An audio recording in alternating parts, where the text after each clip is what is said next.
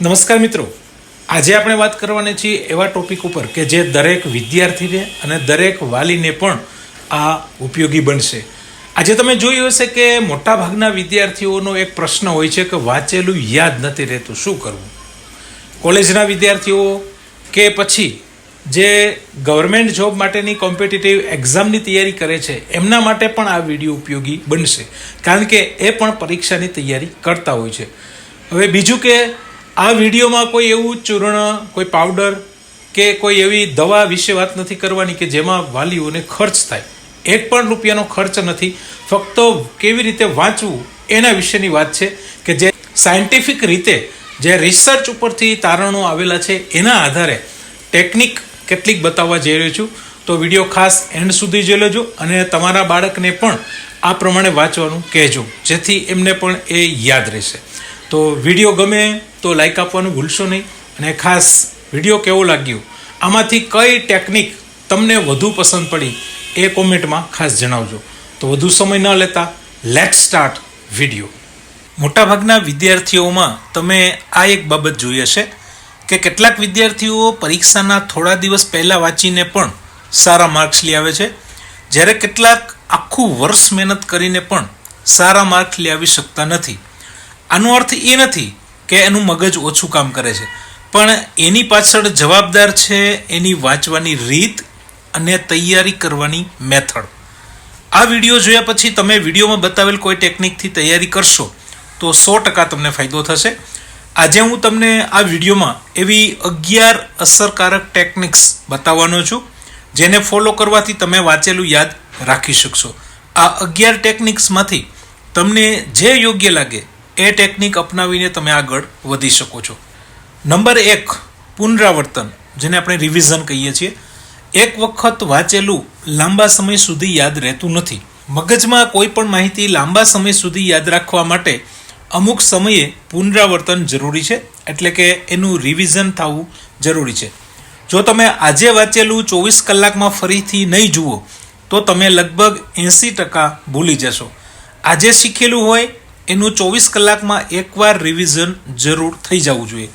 મનોવિજ્ઞાનના અભ્યાસ પરથી મળેલા તારણો કહે છે કે ફર્સ્ટ રિવિઝન 24 કલાક પછી થવું જોઈએ, સેકન્ડ રિવિઝન બીજી વખત 3 દિવસ પછી થવું જોઈએ, અને થર્ડ રિવિઝન, ત્રીજું રિવિઝન 7 દિવસ પછી, એના પછી નેક્સ્ટ રિવિઝન 15 દિવસ પછી, અને ત્યાર પછી મહિને.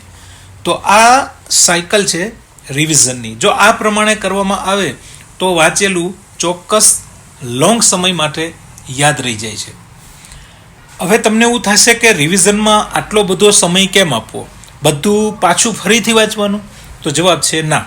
રિવિઝનમાં ફરીથી બધું વાંચવાનું નથી. જ્યારે પહેલી વાર વાંચો છો ત્યારે એક શોર્ટ પોઈન્ટની અલગથી નોટ બનાવવાની છે, અને જ્યારે રિવિઝન કરો ત્યારે આ શોર્ટ પોઈન્ટનું જ રિવિઝન કરવાનું છે, જેથી ઓછા સમયમાં રિવિઝન થઈ શકશે. એક્ટિવ રિકોલ પણ કરી શકો. રિવિઝન કરતી વખતે તમને પોતાની જાતને જ પ્રશ્ન પૂછો કે મને આમાંથી શું યાદ છે, કેટલું યાદ છે. જે યાદ ન હોય એનું વિસ્તારથી આપણે વાંચી શકીએ અને રિવિઝન કરી શકીએ.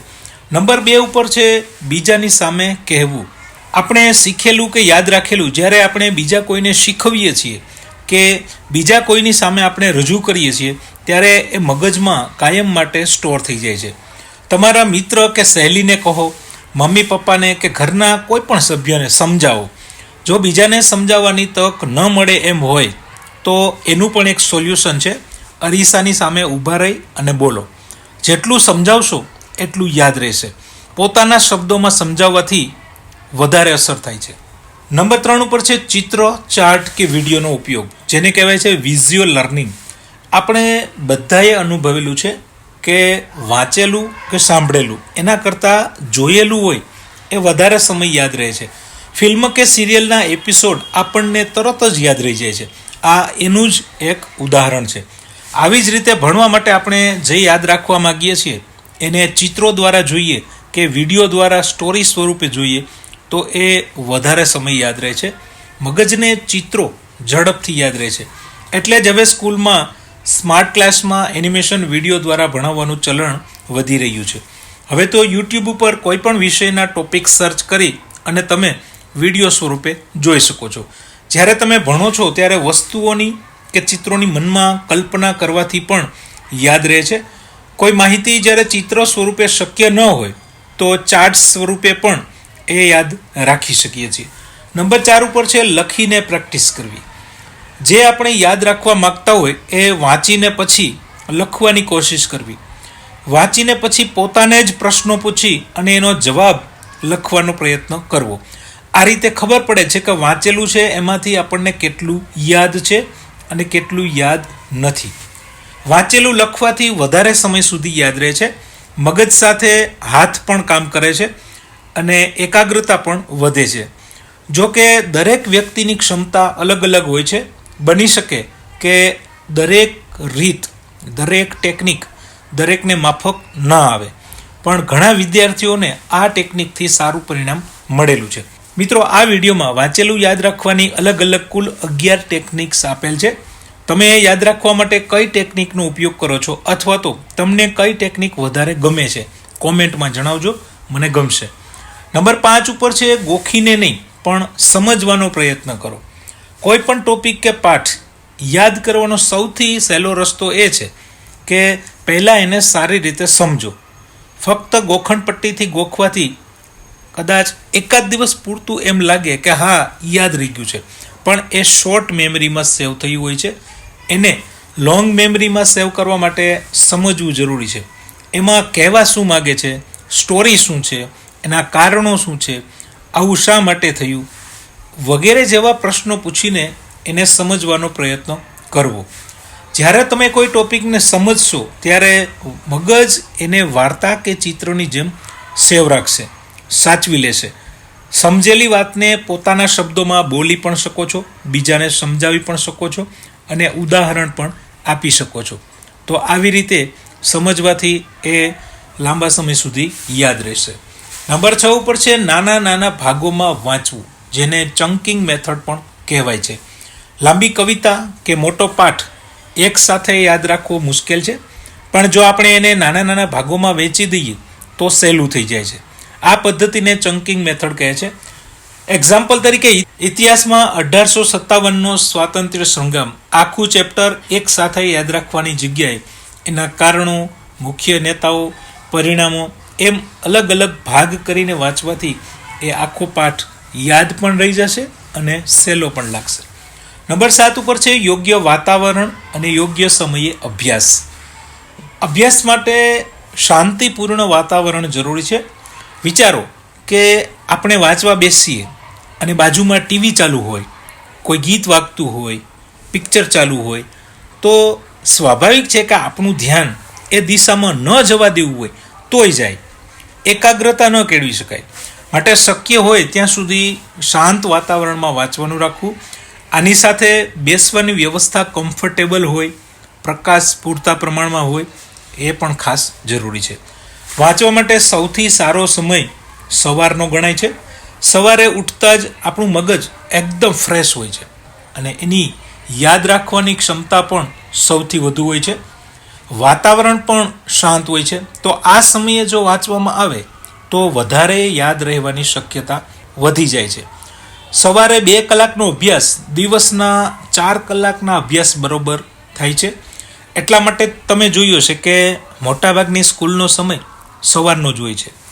સ્કૂલેથી આવીને તરત જ જો વાંચવામાં આવે તો યાદ રહેવાની શક્યતા ઓછી હોય છે, કારણ કે સ્કૂલે 5 થી 6 કલાકના મગજના સતત ઉપયોગથી આપણું મગજ થાકનો અનુભવ કરે છે. એને થોડા આરામની જરૂર હોય છે અને એવા સમયે જો તરત જ વાંચવા બેસાડવામાં આવે તો યાદ રહેવાની શક્યતા સાવ ઓછી થઈ જાય છે. યાદ રહેતું નથી, કારણ કે આપણું જે મગજ છે એ તૈયાર ન હોય. માટે સ્કૂલેથી આવીને તરત જ વાંચવું કે લેસન ન કરવું જોઈએ. થોડો રેસ્ટ કરવો જોઈએ, મગજને આરામ આપવો જોઈએ. ત્યાર પછી જો ફરીથી વાંચવામાં આવે તો મગજ કામ કરવા માટે તૈયાર હોય છે અને યાદ સરળતાથી રહી જાય છે. નંબર 8 ઉપર છે મુખ વાંચન, જેને સસ્વર વાંચન પણ કહેવાય છે. સામાન્ય રીતે વાંચનના 2 પ્રકાર છે. મુખ વાંચન એટલે કે મનમાં વાંચવું, મૂંગા મોઢે વાંચવું, જેમાં હોઠ પણ ના ખુલે, અને બીજો પ્રકાર છે મુખ વાંચન એટલે કે જેમાં શબ્દના ઉચ્ચારણ સાથે બોલીને વાંચવું. જ્યારે આપણે અવાજ સંભળાય એમ વાંચીએ છીએ ત્યારે આંખ, કાન અને મગજ આ ત્રણેય ઇન્દ્રિય એક સાથે કામ કરે છે. એટલે વાંચેલું વધુ સારી રીતે યાદ રહે છે. એટલે જ્યારે પણ વાંચવા બેસીએ શબ્દના ઉચ્ચારણ સાથે વાંચીએ તો એ સારું રહેશે. હવે જ્યારે વધારે સમય સુધી જો આવી રીતે વાંચીએ તો સ્વાભાવિક છે કે આપણે થાકી જઈએ. તો એવા સમયે થોડો સમય મનમાં વાંચવું, થોડો સમય ઉચ્ચારણ સાથે વાંચવું. ઘણા વિદ્યાર્થીઓને આ ટેકનિક પસંદ નથી પડતી, તો કેટલાકને આવી જ રીતે વાંચવાની ટેવ હોય છે. નંબર 9 ઉપર છે પોમોડોરો ટેકનિક. આ એ ટેકનિક મનોવિજ્ઞાન પર આધારિત છે. મનનું વિજ્ઞાન કહે છે કે આપણું મગજ પણ એક મશીન છે જે સતત એકધારું કોઈ કામ કરવાથી થાકી જાય છે. તો એને પણ વિરામની જરૂર છે, આરામની જરૂર છે. ઘણા કિસ્સામાં એવું જોવા મળે છે કે વાલીના સતત પ્રેશરથી વિદ્યાર્થી સતત એકધારું 1.5 થી 2 કલાક વાંચવા બેસે છે, પણ એ બધું ઉપરથી જાય છે. તો આમ ન કરવું જોઈએ. રિસર્ચ જણાવે છે કે 25 મિનિટના અભ્યાસ પછી 5 મિનિટનો બ્રેક લેવો જોઈએ, વિરામ લેવો જોઈએ. આવી રીતે જ્યારે 1 કલાક પૂરી થાય ત્યારે દર કલાકે 15 થી 20 મિનિટનો બ્રેક લેવો જોઈએ. બ્રેકના સમયમાં કોઈ મનગમતી પ્રવૃત્તિ કરવાથી આપણું મગજ રિફ્રેશ થાય છે. આ ટેકનિક લાંબા સમય સુધી કાર્યક્ષમ રીતે અભ્યાસ કરવામાં મદદ કરે છે. મતલબ કે આપણા મગજની કામ કરવાની શક્તિ છે એ વધે છે. નંબર 10, ઊંઘ પૂરતી લેવી. ઘણા કિસ્સામાં જોવા મળે છે કે વિદ્યાર્થીઓ રાત્રે મોડે સુધી ઉજાગરા કરી અને વાંચે છે, પરીક્ષાની તૈયારી કરે છે. જો આવું સતત અને વધારે સમય થાય તો એની અસર આપણા હેલ્થ ઉપર પડી શકે છે. મેડિકલ સાયન્સ અનુસાર દરરોજ ઓછામાં ઓછી 6 થી 7 કલાકની ઊંઘ જરૂરી છે. પરીક્ષાની તૈયારી માટે રાત્રે મોડે સુધી જાગશો તો બીજા દિવસે એનો થાક પણ લાગશે અને જો પૂરતી ઊંઘ ન થાય તો શીખેલું પણ ભૂલાઈ શકે છે. મગજની કાર્યક્ષમતા પણ ઓછી થઈ શકે છે. જો રાત્રે 10 વાગે સૂઈ જશો અને સવારે 5 વાગે ઉઠશો તો મગજ ફ્રેશ રહેશે અને સવારે વાંચેલું કે શીખેલું વધારે યાદ રહેશે. ઊંઘ દરમિયાન આપણું મગજ રિચાર્જ થાય છે, માટે પૂરતી ઊંઘ લેવી. નંબર 11 ઉપર છે રસ અને યાદશક્તિ. રસ અને યાદશક્તિ બંને એકબીજા સાથે જોડાયેલા છે. હવે તમે વિચારો કે તમને જે સબ્જેક્ટમાં કે જે ટોપિકમાં રસ હોય અથવા તો તમારો ગમતો વિષય હોય તો એનું તમને સહેલાઈથી યાદ રહી જશે. વિચારો કે તમારો જે ફેવરેટ વિષય છે, જે વિષય ગમે છે, એ સબ્જેક્ટ ટીચર પણ તમને ગમતા હશે. એવું બની શકે કે એ તમારા ફેવરેટ ટીચર પણ હોય. બીજી બાજુ જોઈએ તો કોઈ વિષય એવો પણ હોય કે જે તમારા માટે કંટાળાજનક હોય. તો આવું થવાનું કારણ શું? તો આનું કારણ એક જ છે, શિક્ષકની રજૂઆત અને એનું વ્યક્તિત્વ. વ્યક્તિના લીધે વિષય ગમતો કે અણગમતો હોઈ શકે છે. તો એનો ઉકેલ પણ આપણા હાથ વગો જ છે. ઉદાહરણથી સમજીએ. જો તમને ગણિત વિષય કંટાળાજનક લાગતો હોય તો એનું કારણ એક જ છે કે ગણિત શિક્ષકની રજૂઆત તમારી અપેક્ષા પ્રમાણે ન હોય, તમે સમજી શકતા ન હોય. બીજું કે એક વાત હંમેશા યાદ રાખો કે કોઈ પણ ટોપિક કે વિષય કંટાળાજનક ત્યારે જ લાગે કે જ્યારે એ આપણને ન સમજાય. તો હવે આપણે શાળાના ટીચરને તો બદલી શકવાના નથી. તો એવા સમયે આપણે એક કામ કરી શકીએ. આજકાલ યુટ્યુબ પર દરેક ધોરણ કે દરેક વિષયના વિડીયો ઉપલબ્ધ છે. તમે સર્ચ કરી અને જોઈ શકો છો. જે ટીચરના કે જે ચેનલમાં ભણાવવાની મેથડ તમને ગમે, એટલે કે તમને સમજાય એવી હોય તો એ તમે જોવાનું ચાલુ રાખો. એક સમય એવો આવશે કે તમને એ વિષયમાં રસ પડતો થઈ જશે અને તમે એ વિષય ગમવા લાગશે. એટલું જ નહીં, તમે એમાં સારા માર્ક્સ પણ લાવશો. છેલ્લે સૌથી અગત્યની વાત જે હંમેશા યાદ રાખવી, તમારી જાત માટે ક્યારેય નેગેટિવ શબ્દો કે વાક્યો ન બોલો. જેમ કે મને યાદ જ નથી રહેતું, હું ગમે એટલું વાંચું ભૂલાઈ જ જાય, મને આ વિષયમાં ટપ્પો પડતો જ નથી, મને આ વિષયમાં હંમેશા ઓછા જ માર્ક્સ આવે છે.